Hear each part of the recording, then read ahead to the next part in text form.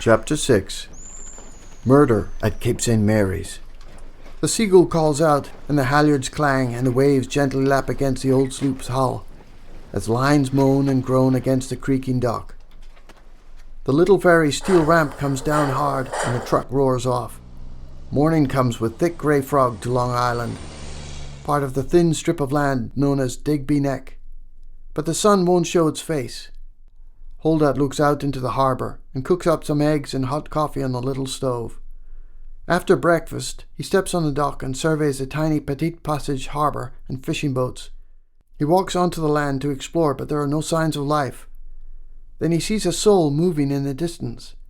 He looks like he's a teenager, with wild red hair and a checkered shirt. There's no one else around, so Holdat calls out and asks, "Excuse me." The teenager looks startled and starts to run away.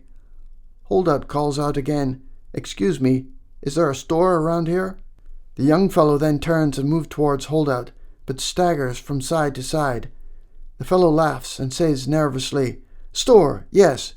There's only one store in town. Come follow me," says the fellow with his eyes almost bursting out of his head and laughing wildly.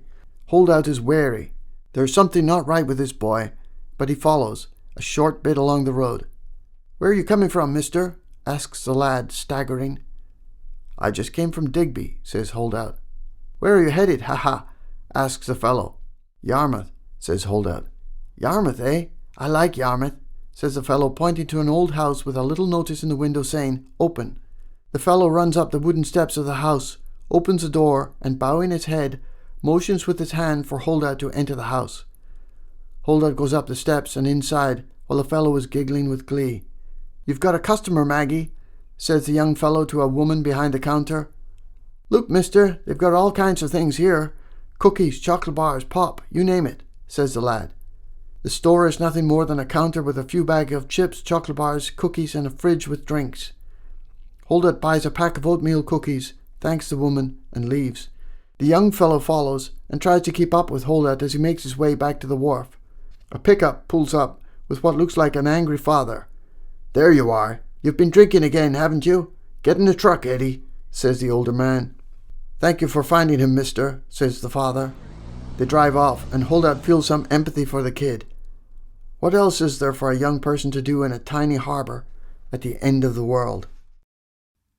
Please sign up to access the rest of this audiobook for free and experience the wild coast of Nova Scotia.